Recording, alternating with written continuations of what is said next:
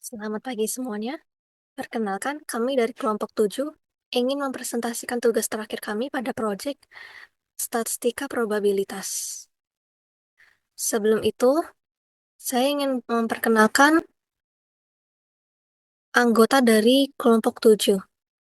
Yang pertama dimulai dari diri saya sendiri, yaitu Dinda Aprilia Rosalina, kemudian ada Tiara Angelina, lalu ada Rizka Lestari, kemudian ada Sakila Alvina Zahrani, Maya Nurmadila, dan yang terakhir Maherzal M. K. Maraku. Langsung saja, tanpa berlama-lama lagi, Selanjutnya ada pengertian one way ANOVA. One way ANOVA atau analysis of variance adalah metode statistik atau lebih kelompok independen untuk menentukan apakah terdapat perbedaan yang signifikan di antara kelompok tersebut. Selanjutnya ada komponen utama. Komponen utama satu faktor dalam one way ANOVA hanya ada satu faktor, kategori, atau tingkat. Contohnya itu ada jenis makanan, metode pengajaran, atau lokasi. Selanjutnya ada variabel dependen, yang dimana variabel terikat atau dependen variabel harus berupa data numerik kontinu. Baik, selanjutnya saya akan menjelaskan tujuan dari One Way ANOVA. Yaitu yang pertama ada tujuan One Way ANOVA adalah untuk menguji hipotesis atau nol. Tidak ada perbedaan signifikan antara rata-rata kelompok atau semua rata-rata sama. A1 atau juga hipotesis alternatif, setidaknya satu kelompok memiliki rata-rata yang berbeda. Selanjutnya saya akan menjelaskan konsep dasar uji One Way ANOVA. Konsep dasar uji One Way ANOVA digunakan untuk menguji apakah rata-rata dua atau lebih kelompok berbeda secara nyata. Persyaratan pengguna uji One Way ANOVA yaitu yang pertama ada sampel berasal dari kelompok yang independen, yang kedua ada variabel faktor berupa non-metrik, yang ketiga ada variabel data penelitian distribusi normal, keempat ada variabel data penelitian homogen. manajemen pemasaran melakukan pengujian untuk para sales dari hari ketiga, 4, dan 7. Berikut adalah tabelnya. Kemudian ini kita pindahkan saja langsung ke Excel seperti berikut. Dari home, kita pindah ke data, cari data analis. Klik 2 kali untuk ANOVA Single Factory. Untuk input range, kita blok 3, 4-7 hari ke bawah. Jadi seperti ini. Lalu grup by-nya kita biarkan saja, labelnya kita checklist, alpha kita biarkan karena memang keterangannya 5%. Output optionnya kita pilih yang atas, output range, karena kita mau masukin datanya di sini langsung. Pada tabel ini untuk meletakkan datanya. Kemudian untuk menarik kesimpulan, hasil pengujian menunjukkan p-value kurang dari 0,05, berarti adanya perbedaan yang signifikan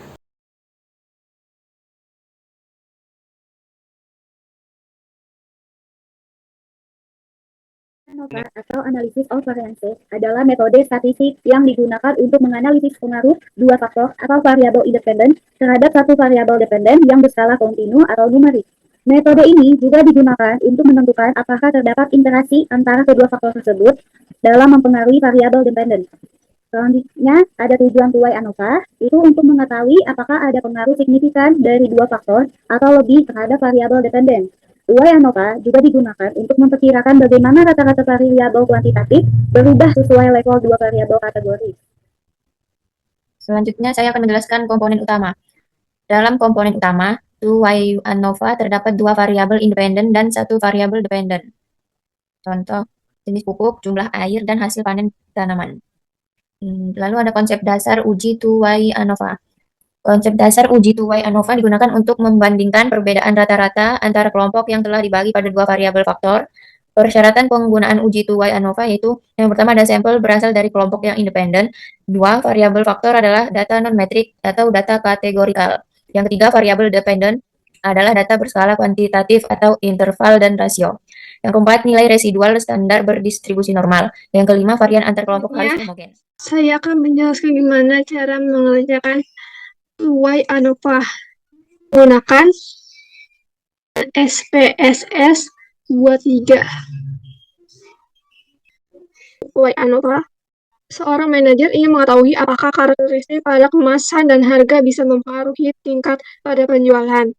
Dari data tersebut diminta untuk membuktikan apakah ada efek dari karakteristik besarnya kemasan dan harga pada tingkat penjualan, serta interaksi dari keduanya dalam mempengaruhi tingkat penjualan. Sini data-datanya, terus kita input aja di sini. Kita tulis harga. Kita nolin saja karena tidak ada harganya.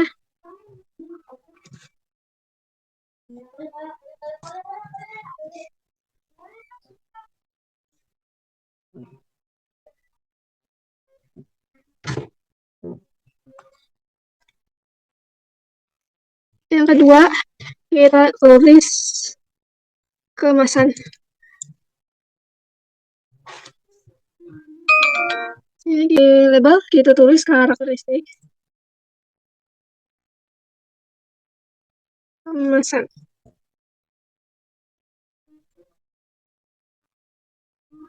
Selanjutnya, sini kita akan tulis penjualan. Kita tulis tingkat penjualan.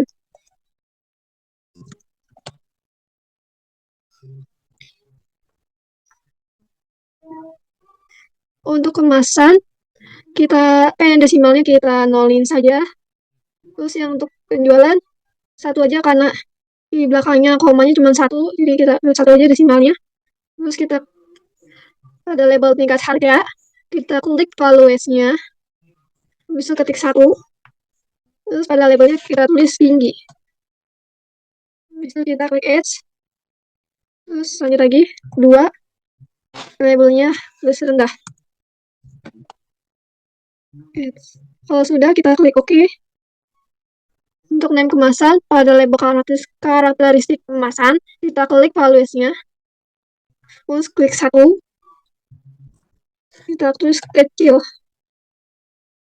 Add. Terus 2. Kita klik labelnya sedang. Kita klik Add. Yang ketiga, besar. Bisa klik Add. Kalau sudah, klik OK. Selanjutnya, kita akan ke data view. Sini ada harga, kemasan, penjualan. 1, ada harga. Klik 1 pada harga sampai 9.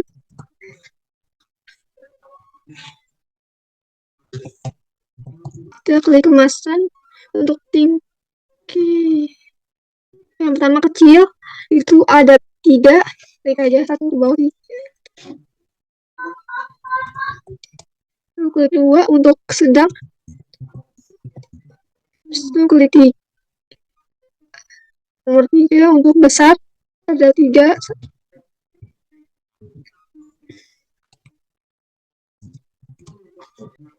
Sebelum kita uji data Y ANOVA, kita akan uji dulu namanya uji normalitas residual data.